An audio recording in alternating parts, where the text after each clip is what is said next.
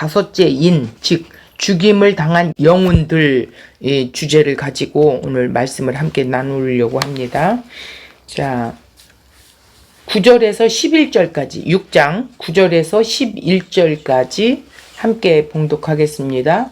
다섯째 인을 떼실 때에 내가 보니 하나님의 말씀과 그들이 가진 증거로 말미암아 죽임을 당한 영혼들이 제단 아래 있어 큰 소리로 불러 이르되 거룩하고 참된 대주제여 땅에 거하는 자들을 심판하여 우리 피를 갚아 주지 아니하시기를 어느 때까지 하시려 하나이까 하니 각각 그들에게 흰 두루마리를 주시며 이르시되 아직 잠시 동안 시되 그들의 동무 종들과 형제들도 자기처럼 죽임을 당하여 그 수가 차기까지 하라 하시더라. 자, 우리가 이 말씀을 볼 때 한번 본문이 이해가 되지 않으면 이게 무슨 말이지? 더 궁금해지거든요. 자, 한 달락씩 한번 보겠습니다. 다섯째 인을 떼실 때에 인을 뭘로 뗐다고 그랬어요? 십자가로 띄었다고 그랬지요. 요한이 또 보았어요. 묵시 속에서 보고 들은 장면들을 지금 계속해서 말씀하고 있죠. 자, 여기서 하나님의 말씀과 그들이 가진 증거로 말미암아 그랬어요. 그러니까 하나님의 말씀이 뭐예요? 구약 성경 두루마리. 자, 그 증거, 그 하나님의, 그러니까 두루마리 속의 내용, 그 뜻, 그분의 뜻이 뭐예요? 예수 그리스도에 대해서 쓰셨지요. 그분이 하실 일, 그분이 이 땅에 오셔서 어떻게 할 것인가 그 하나님의 계획을 예수를 통해서 드러내시지요. 자, 이것을 그들이 가진 증거로 말미암아. 그들이 누구예요? 구원받은 백성들이에요. 자, 그들이 예수님의 길을 간 자들이에요. 무슨 길을 갔어요? 십자가의 길을 갔어요. 그러니까 세상으로부터 사륙을 당한 거지요. 복음을 전하다가 죽임을 당한 자들이라는 거예요. 계시록 1장 9절에 보니까 예수의 증언함으로 말미암아 환난, 나라, 참음에 동참한 자라고 누가 고백했어요? 요한이 고백했지요. 지금 우리들도 예수님의 길을 가고 있는 자들이에요. 근데 이미 간 자들, 이미 구원을 받아 묵시 세계에 지금 예수와 함께 연합되어 있는 자들. 지금 여기는 천상의 이야기예요. 자, 그 죽임을 당한 영혼들. 그런데 여기서 영혼들이라는 것은 잘못 번역한 거라는 거예요. 목숨들이라고 해야 된다라는 거예요. 제단 아래 있어 이렇게 말했는데 이것은 하늘의 제단을 말하지만 구약의 그 제사 용어로 하늘의 제단, 그 제단에 뭐를 드려져요? 핏부림으로 드려지지요. 그것을 지금 제단 아래 있어 이야기한 것은 예수 그리스도의 믿음 안에 이미 있는 자들, 희생당한 그들을 지금 말하는 거지요. 그래서 예수와 함께 합쳐진 자들, 그 구원받은 백성들을 보고 영혼들 그러는데 목숨들이 맞다라는 거예요. 자, 10절을 볼게요. 큰 소리로 불러 이르되 거룩하고 참된 대주제여 이렇게 했어요. 그 목숨들이 지금 소리를 내는 거예요. 땅에 거하는 자들을 심판하여. 자, 여기서 우리의 피를 갚아주지 아니하시기를 어느 때까지 하시려 하나이까 하니 이렇게 돼 있어. 큰 소리로 불러 이르되 호소하는 내용이죠. 거룩하고 참 뜻인 대주제요. 이건 참 진리가 되신 분을 이야기하는 거예요. 소유자, 주인이라는 뜻이지요. 만물의 주권자라는 의미로 이렇게 예수 그리스도를 표현한 거예요. 여기서 땅에 거하는 자들을 우리가 알아야 하는데, 비진리를 전하는 자들, 땅적 존재를 말하고 있어요. 유대주의자들 그때 당시, 즉 짐승들, 적그리스도를 보고 짐승들, 거짓 선지자들, 요한은 짐승들이라고 이렇게 표현을 했었죠. 즉 이러한 그 땅에 거하는 자들, 이 땅적 존재들에 대한 이 땅의 심판의 모습을 보여주고 있는 것이죠. 그러면서 우리 피를 갚아주지 아니하시기를 어느 때까지 하시려 하나이까 했는데, 이 단어의 뜻은 신원해 주세요, 빨리 갚아주세요. 이 단어를 표현한다면 내 뜻, 내 원수를 갚는 그런 것이 아니에요. 개인 차원의 복수하는 그런 단어가 아니에요. 어떤 단어의 뜻이냐면 예수 그리스도의 대적, 예수 그리스도를 대적한 자들, 그 원수를 갚아달라는 거예요. 이들이 왜 죽었어요? 왜 죽임을 당했어요? 예수 그리스도를 전하다가 목베임을 당한 거지요. 자, 11절 볼게요. 각각 그들에게 흰 두루마리로.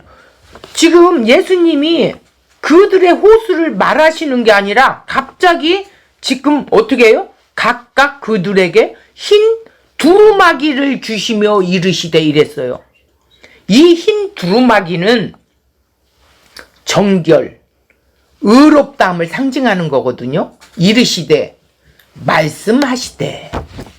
그러니까 쉽게 이야기하면 긴 옷을 입혀주셨는데, 긴 옷이 무슨 옷이냐? 예수님의 의의 옷을 입혀주셨다라는 거예요. 의롭게 해주셨다라는 뜻이죠. 입혀주었다라는 건. 그러면서 뭐라고 해요? 말씀하시기를 아직 잠시 동안 쉬라 그랬어요. 이 땅에서 먼저 죽임당한 그 성운들을 잠시 쉼을 갖게 해주셨다라는 뜻이에요. 자, 그 이유는 뭐예요? 그들의 동무, 종들, 형제들도 자기처럼 죽임을 당하여 그 수가 차기까지 하라 하시더라. 그 이유가 바로 이거예요. 그러면 그들의 종, 또 동무, 형제들을 그들도 똑같은 목베임을 당해야 된다라는 거예요.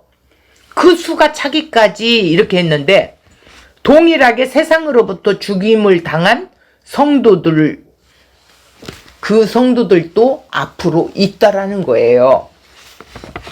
그래서 여기는 이 수라는 것은 산술적인 숫자에 정해진 것이 아니에요. 죽임을 당하여 완성되어 진다라는 의미로 수를 넣었다라는 거예요. 자, 여기서 조금 이해를 돕기 위해서 마태복음 10장 16절에 보면은 양을 이리 가운데 보냄은 이렇게 해요. 그러니까 거기에서 죽으라는 말씀이에요. 이리 가운데 왜 보내요? 이리에 잡혀 먹게. 자, 이것은 천국은 하나님이 채우시는 거지 어떻게 채우느냐? 이 땅에서 예수와 함께 죽음으로 채워진다라는 뜻이래요. 자, 요 정도 이해를 하고 원고를 들어간다면 더 좀 이해가 되겠습니다. 자, 원고 보세요. 넷째 인까지 이 땅에 심판이 어떻게 일어나고 있는가를 보여주고 있었죠. 자, 오늘은 다섯째 인을 띄는 것을 마치고 있어요. 자, 5장에서는 하늘의 상황을 보여주셨어요. 6장에는 들어가서 인을 떼는 장면, 이 땅의 심판이 나오지요. 먼저 4장, 5장에서 하늘의 상황을 보여주신 이유가 무엇일까요? 하늘의 관점에서, 하늘의 시각에서 이 땅의 심판을 어떻게? 보도록. 그래서 먼저 하늘의 상황을 먼저 이렇게 말씀을 했다라는 거예요. 그 하늘의 상황을 어떤 상황이었는가 본다면 구약에서 성막으로 보여준, 그러니까 그 본체, 본질, 하늘의 성전, 즉 하나님과 그들과 함께 거하신다는 그 관점에서 봐야 돼요. 이제 이 땅의 심판이 어떻게 일어나는가를 보도록 하는 것이지요. 그래서 하늘의 상황을 먼저 보여주고 또 이 땅의 심판이 어떻게 되어지는가 이야기하고 있어요. 그래서 예수께서 인을 떼시고 인을 열어 개봉하시기까지 이제는 이 땅의 심판의 모습이 어떤 모습으로 드러났는가를 우리가 지금 말씀 속에 보고 있는 거지요. 그런 점에서 말탄자에 의해 사륙을 당하는 상태가 이 세상에 일어나는 심판의 모습이라는 거예요. 자, 그럼 본문 9절, 다섯째 인을 떼실 때에 내가 보니 하늘의 말씀과 그들의 가진 증거로 말미암아 죽임을 당한 영혼들을 목숨이라고 하라고 그랬죠. 목숨들이 제단 아래 있어, 이렇게 했어요. 자, 말씀과 그들이 가진 증거, 그러니까 복음을 가진 거지요. 하나님의 진리를 가진 자들이에요. 네. 다섯째 인을 떼시고 요한이 본 것은 죽임을 당한 영혼이 제단 아래서 부르짖는 모습을 봤어요. 다섯째 인을 떼실 때에 언제 일어난 이야기입니까? 예수 그리스도가 십자가이죠. 그 십자가 죽음으로 하늘 비밀이 다 공개되었죠. 그 비밀이 공개되었다라는 말은 뭐예요? 그 하늘의 비밀을 빗대서 이 세상에 일어나는 심판을 동시에 보여주고 있다라는 것이죠. 그런 점에서 계시록은 미래에 일어날 비밀이 아니에요. 그 비밀을 푸는 것이 아닙니다.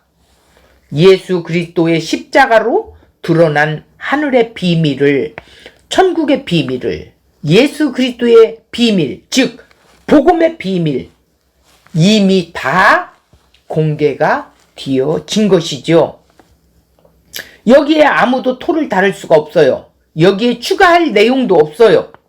계시가 완성되어져 주어졌다라는 거예요. 그 계시는 이미 예수 그리스도로 완성된 것으로 우리에게 드러났고 다 보여줬지요.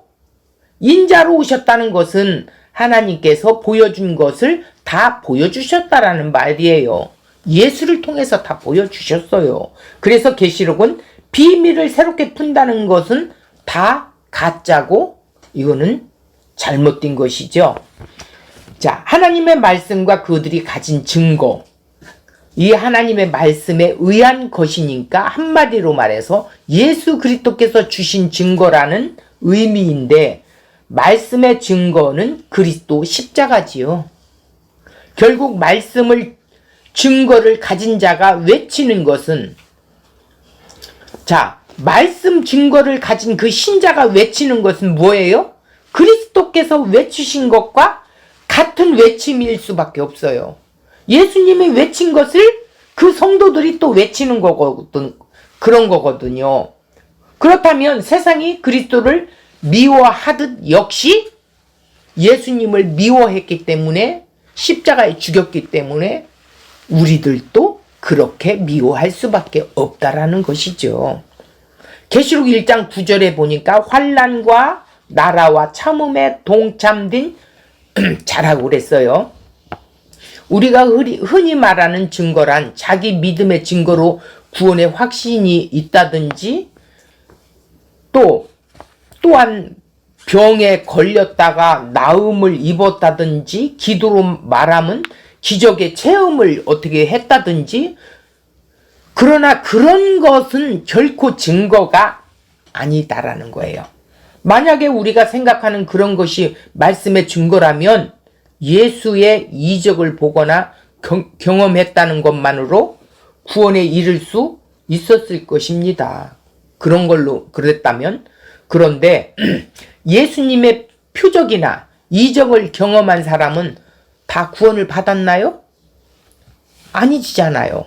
성경에 보니까, 자, 성경을 보면 알 거예요. 예수님께서 이걸 나타내 주고 있어요. 예수님께서 보리떡 5개와 물고기 2마리로 5,000명을 먹이신 이적을 베푸셨죠. 자, 그런데 그들이 어떻게 했어요? 자, 그렇게 이적을 베푸셨을 때 예수님을 왕으로 삼고자 했어요. 우리 왕이 되어주세요. 그러면서 계속 쫓아다녔었죠. 요한복음 6장 26절을 보니까 예수께서 대답하여 이르시되 내가 진실로 진실로 너희에게 이르노니 너희가 나를 찾는 것은 표적을 본 까닭이 아니요 떡을 먹고 배부른 까닭이로다 그랬어요.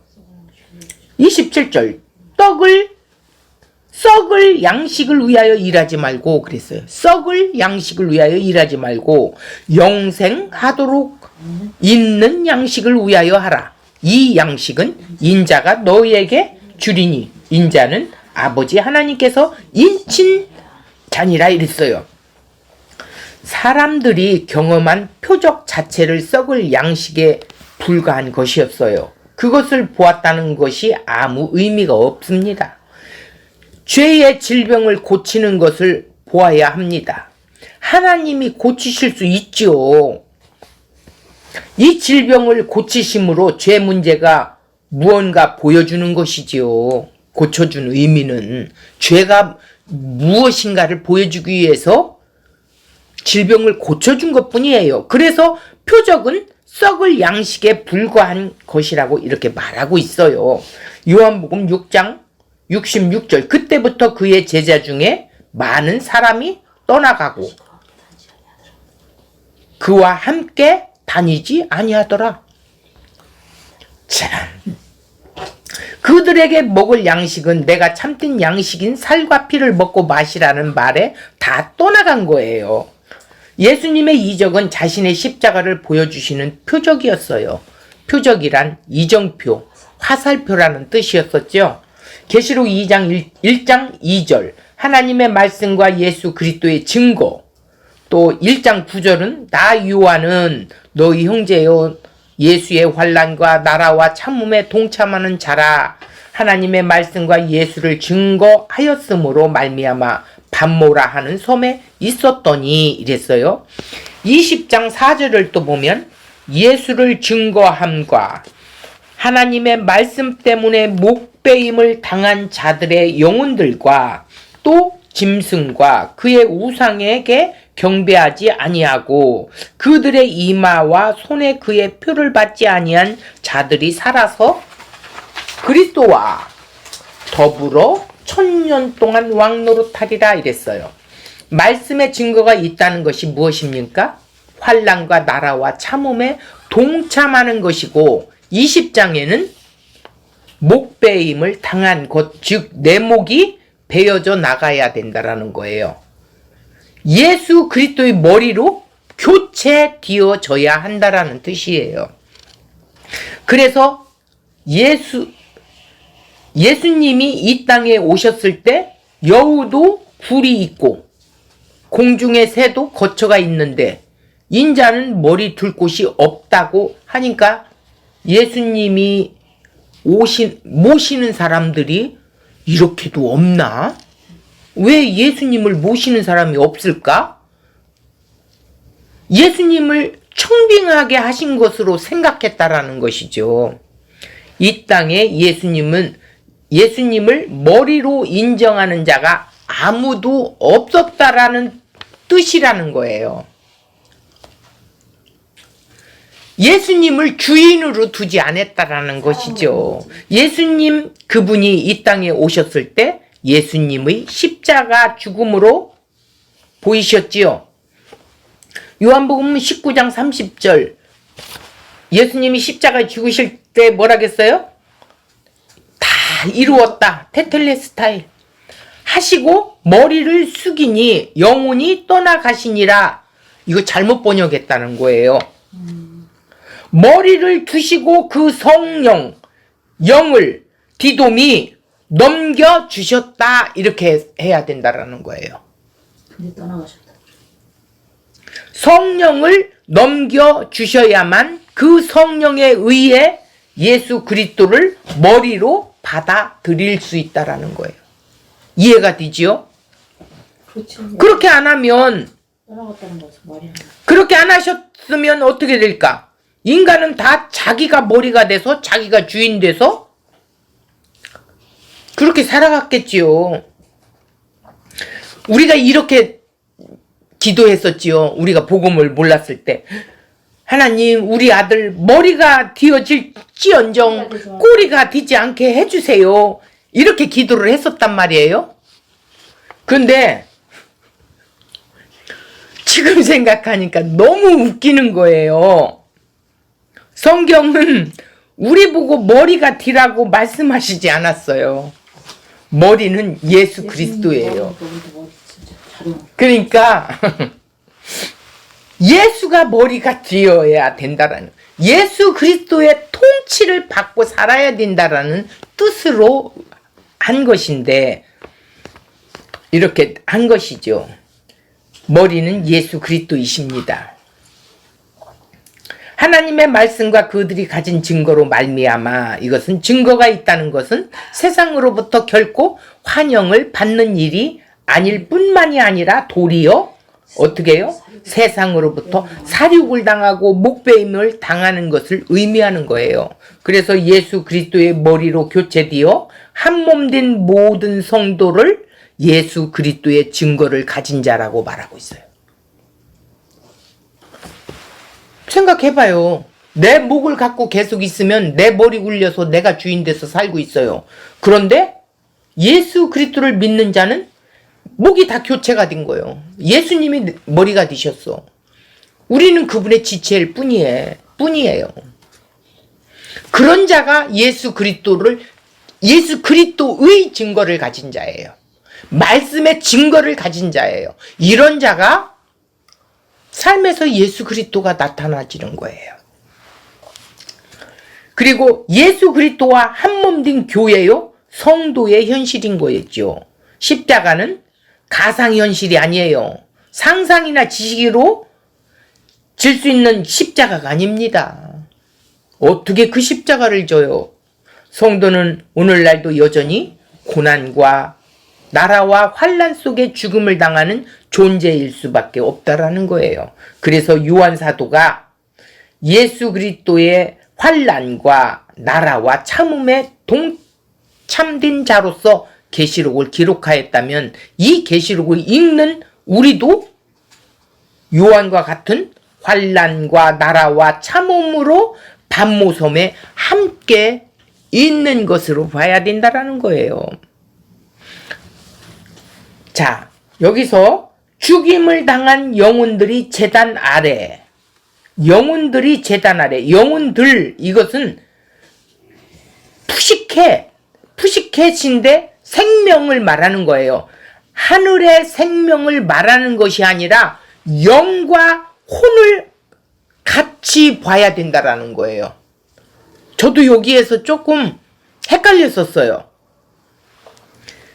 지금 지상에서의 목숨이라는 거예요. 이 말씀은 구약에서 제사 제도를 표현하는 말씀인데, 레위기 4장 7절, 제사장은 또 그 피를 여호와 앞 곧 희막안 향단 뿔들에 바르고 그 송아지의 피 전부를 회막문 번제단 밑에 쏟을 것이며, 이 번제단은 뭐예요? 짐승들을 태우는 곳이죠.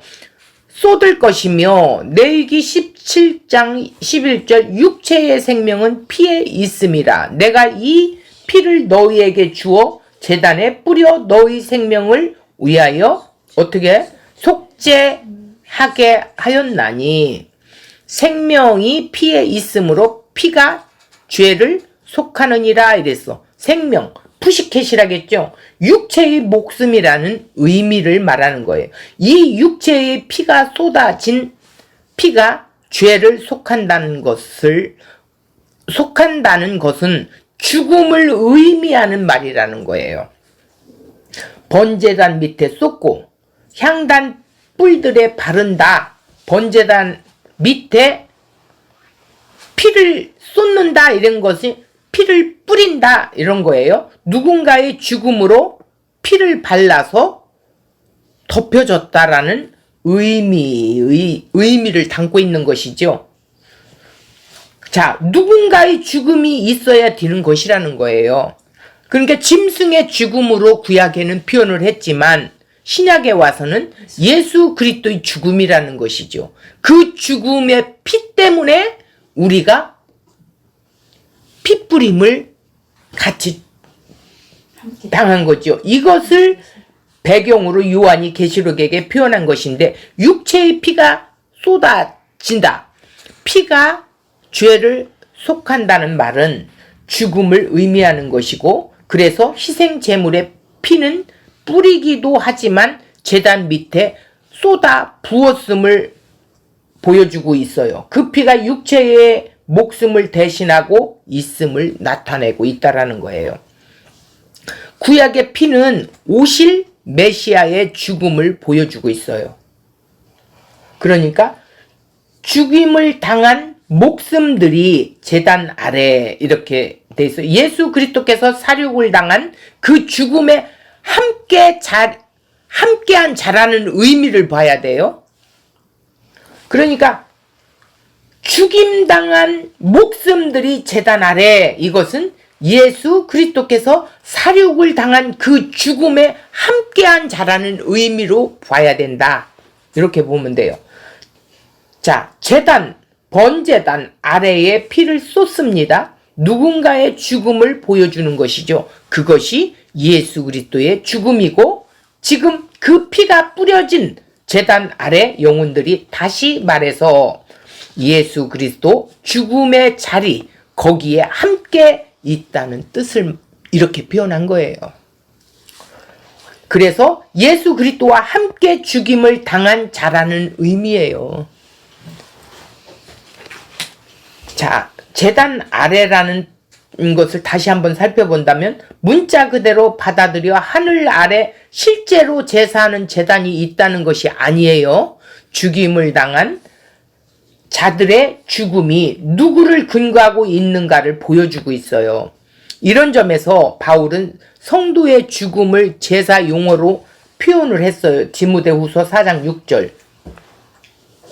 전제와 같이 내가 벌써 부어지고 나의 떠날 시각이 가까워왔도다. 빌립보서 2장 17절. 만일 너희 믿음의 제물과 섬김 위에 내가 나를 전제로 드릴지라도 나는 기뻐하고 너희 무리와 함께 기뻐하리니 이랬어요. 여기서 전제로 드린다 이런 뜻이 뭐예요? 부어드리는 제사는 그 마지막으로 부어드리는 자기의 죽음을 말하는 거예요. 바울은 그 부어드리는 제사, 마지막으로 부어드리는 자기의 죽음을 말하고 있어요. 이 말씀은 단순히 바울 사도 같은 자나 우리가 말하는 특별한 죽음, 무슨 순교자를 말하는 것이 아니에요. 하나님의 말씀, 즉 예수 그리스도에 대한 증거를 가졌다라는 이유만으로 이 땅에서 칼을 가진 자에 의해 무참하게 사륙당한 모든 성도를 의미하고 있어요. 지상에 드러난 예수 그리스도와 한몸 된 교회요 성도는 세상에서 죽임을 당하고 그 피가 땅에 뿌려지지만 예수 그리스도의 믿음 안에서 그 희생이 하늘 제단에 드려진 것으로 나타난 것이라는 거예요. 그래서 이렇게 표현했다는 거예요. 그러니까 진정한 의미에서 순교자는 없어요. 진정한 순교자는 뭐예요? 오직 예수 그리스도밖에 없어요. 진정한 의미의 순교자는 예수 그리스도와 함께 죽은 모든 자가 순교자라는 거예요. 그러니까 예수와 한 몸 되어 죽은 자. 특별히 누가 순교자라 말할 수 있는 것이 아니라는 것이죠. 그런데 무엇 때문에 죽임을 당했을까요? 10절에 보면 큰 소리로 불러 이르되 거룩하고 참되신 대주제여 땅에 거하는 자들을 심판하여 우리 피를 갚아 주지 아니하기를 어느 때까지 하시려 하나이까 하니, 거룩하고 참되신이라는 뜻은 주님은 거룩하고 참되신 주인이시기에 거룩하지 못한 것이 없어요. 자, 여기서 언약대로 성취하신 분이시고 구별되신 분으로 진리로 행하신다는 뜻이에요. 대주제라는 건 데스포테스, 소유자, 주인이라는 뜻이에요. 한마디로 만물의 주권자라는 거죠.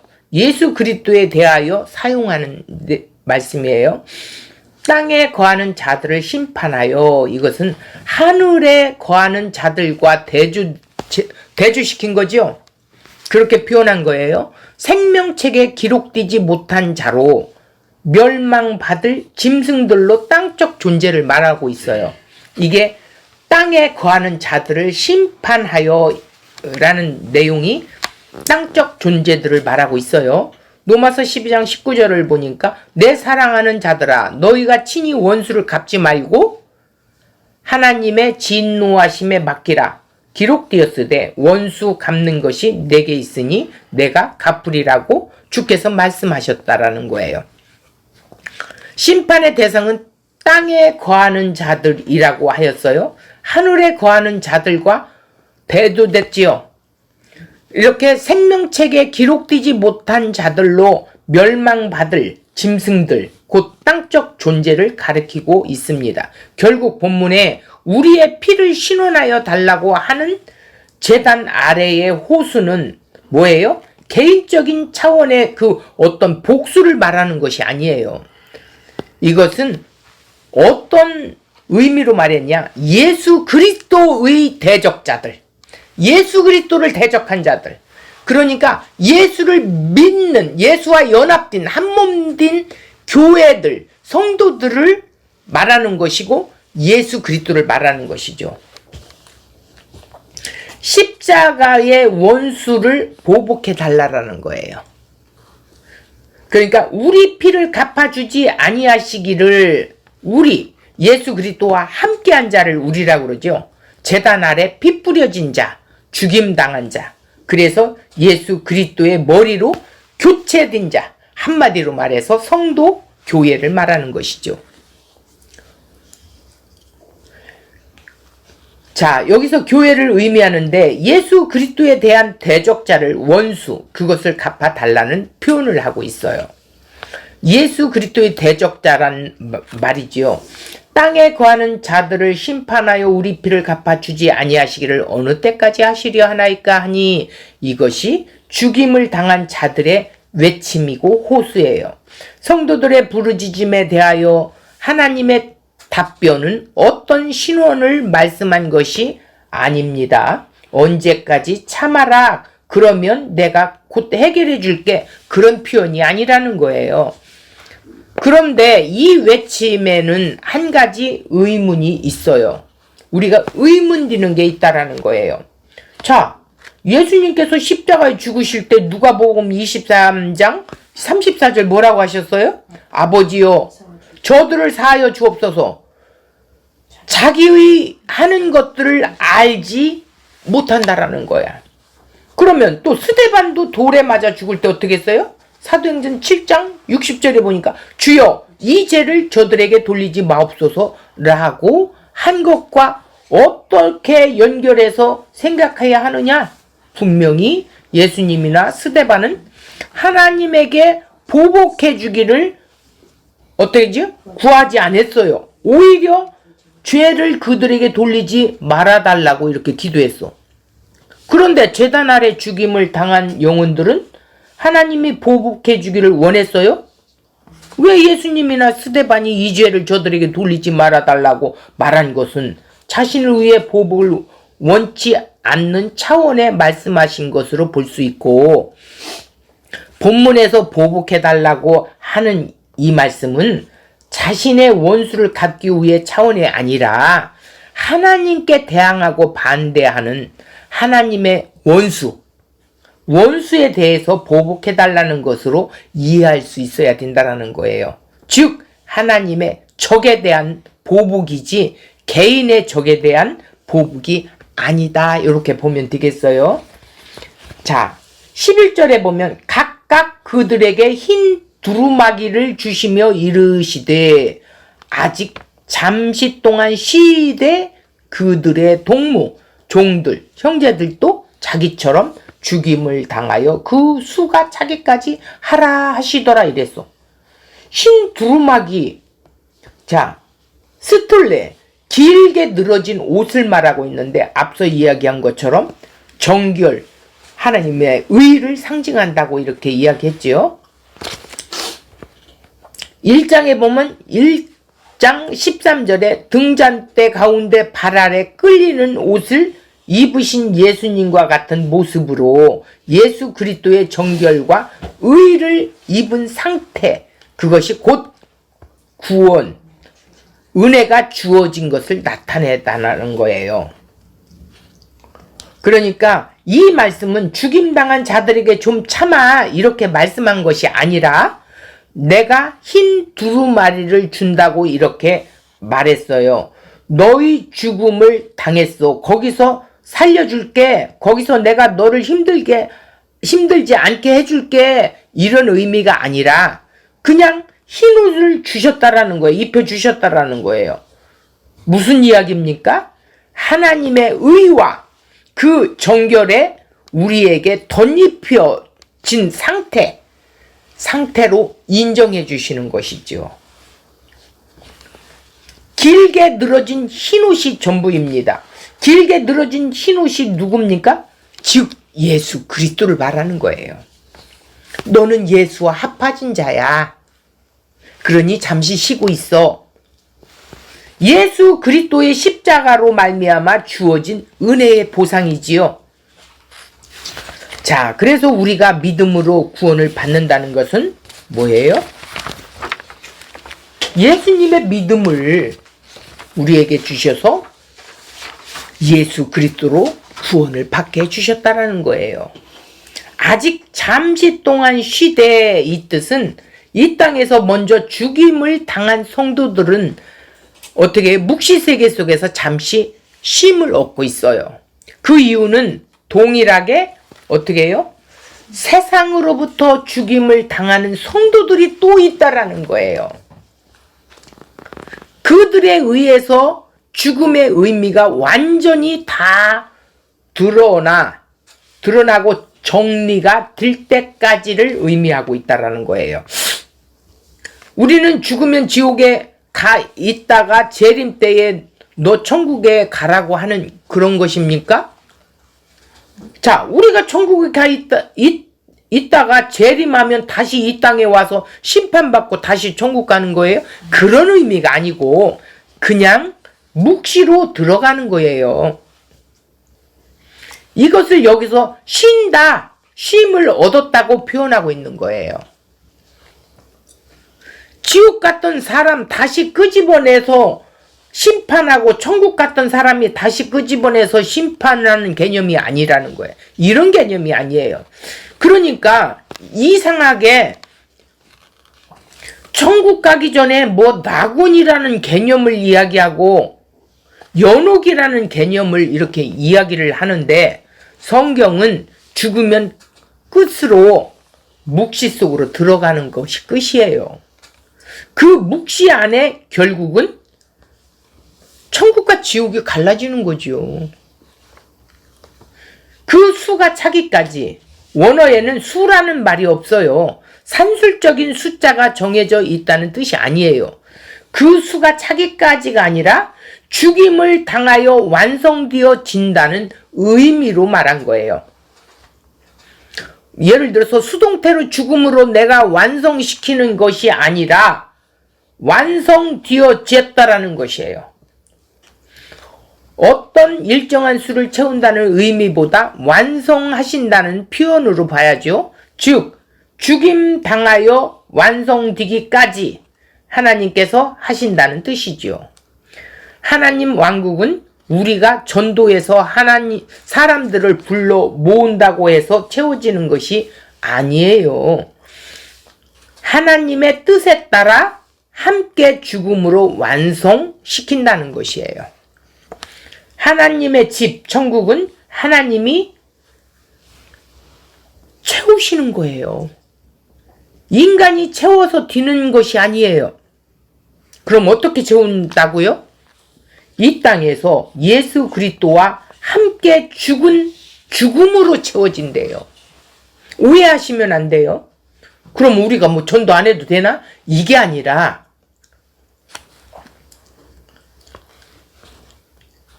이 모든 것은 우리 안에 성령께서 일하신다라는 뜻이에요. 그래서 그리스도와 함께 죽은 그 죽음으로 채워지게 하신다라는 거예요. 그러니까 그분이 하시는 것이죠. 그들의 동무, 종들과 형제들도 자기처럼 죽임을 당하여, 이 말은 성도가 죽임당하는 것을 통해 죄악의 권세에 사로잡혀 있는 이 세상에서 구원받을 수 있는 근거는 오직 예수의 피로 말미암는 은혜라는 것을 드러내는 것이에요. 그래서 어린 양을 드러내고 함께 사는 자는 환난, 나라, 인내에 동참함으로 죽임을 당한다는 거예요. 그러니까 이 세상은 주의 몸된 성도 교회를 죽여야 한다는 거예요. 이 세상은 성도들을 죽일 수밖에 없다는 거예요. 우리는 그렇게 죽임당할 수밖에 없는 존재라는 거예요. 그것이 예수님이 이 땅에 오셔서 죽임에 당한 길을 가셨기 때문이죠. 십자가의 길을 가신 것이죠. 예수께서 십자가에 그렇게 죽으신 이유가 뭐예요? 너희는 죄인이다. 나를 죽이는 죄인이라는 것을 나타내고 폭로하는 거예요. 네 죄가 나를 죽인 거야. 이걸 폭로하는 것이죠. 결국 우리가 오늘 세상에서 죽임을 당한다는 것은 죄악의 권세에 매인 자들은 성도를 예수 그리스도를 죽이듯이 대우하듯이 성도들도 그렇게 대우할 수밖에 없다는 거예요. 그것을 세상이라는 것을 보여주고 있는 것이죠. 자, 그런데 세상 교회는 성도가 세상의 소금과 빛과 소금이 되고 삶의 모범을 보여 우리의 그 삶의 모범을 보고 예수를 믿는다라고 이렇게 주장들을 하는데, 그렇게 해서 예수가 믿어진다고 성경에는 없어요. 성령님이 자기 택한 자들을 마지막 날까지 하나도 잃어버리지 않고 찾아오셔서 살려 놓아야 되는 일이라는 것이에요. 예수가 믿어지는 것은 성령이 하시는 일이지 우리가 설득하고 해서 된다라는 게 아니라는 거예요. 우리의 삶의 마무리, 모험을 잘 보여주었어도 성령이 안 오시면 어떻게 해요? 예수를 믿지 않아요. 예수를 믿지 않아요. 우리가 아무리 모험적으로 우리가 섬기고 한다고 해서 다 돼요? 안 되잖아요. 보니까 전도란 내가 가기 전에 누가 먼저 가야 돼요? 성령께서 먼저 가셔서 복음을 나타내시고 알게 하시고 깨닫게 하시는 거예요. 죄를 지적하고 복음을 드러내시기까지 예수라는 분이 이런 분이라고 고백을 하는 거지, 내가 복음을 전하니까 그렇게 고백을 하는 것이 아니라는 것이죠. 내가 복음을 전하기 전에 이미 그렇게 복음을 전한 것은 우리를 복음을 전하면서 확인하는 거예요. 자, 내 말에 내가 설득하여 굴복시켜서 교회에 나온다는 말이 아니죠. 예수님은 이런 분이라 선포만 하면 돼요. 예수님은 이런 분이세요. 예수님에 대해서 우리는 그저 증거할 뿐이에요. 그러면 성령께서 진리로 알아듣게 하시면서 그 복음을 받아들여지게 하신다라는 거예요. 택한 자라면. 그래서 진리의 성령이 찾아오셔서 눈과 귀를 열어 주셔야만 된다라는 거예요. 우리가 전하는 복음, 이 선포를 통해서 어떻게 해요? 주의 성령이 알아듣게 하신다는 것입니다. 성령이 한 몸인 주의 교회로 드러내신다라는 것이지요. 그래서 주의 한 몸 된 교회만 드러나는 것이라는 거예요. 마태복음 10장 16절에 보면 예수께서 사도들을 보내시면서 보라 내가 너희를 보냄이 양을 이리 가운데 보냄과 같도다 그랬어요. 이리들을 교화시켜서 양으로 만들라라는 것이 아니에요. 이리 가운데 가서 죽으라는 거예요. 죽으라고 보냈다라는 거예요. 양을 이리 가운데 보내신다는 것은 거기서 살아남아야 한다는 명령이 아니라 거기서 죽어라 이런 뜻이라는 거예요. 이것이 다섯째 인을 열어 어떻게 해요? 보여준 땅의 실상을 보여주고 있는 것이죠. 그러므로 다섯째 인의 개봉은 먼저 미래에 일어날 일들이 아니라 지금 예수 그리스도의 몸된 교회로 매일매일 드러나고 있다라는 거예요. 여기에 참여된 자가 성도고 교회라는 것이죠. 자, 오늘 이 말씀을 이렇게 쭉 보면서 무엇을 생각했어요? 요한 사도가 1장 9절에 말씀한 것처럼 예수의 환난과 나라와 참음에 동참하는 형제들이라는 거예요, 우리는. 그래서 오늘의 삶 속에서 예수님이 머리가 되어 우리는 지체로서 그분의 지시, 그 주인이 인도하는 대로 순종하며 가는 것밖에 없다라는 거예요. 그런 자가 환난, 나라, 참음에 동참하면서 하루하루를 승리하면서 나갈 수 있다라는 것이죠. 자, 오늘 이 말씀을 우리가 다시 한번 한 주간 동안 새기면서 승리하는 그런 한 주간 되기를 바랍니다. 마치겠습니다.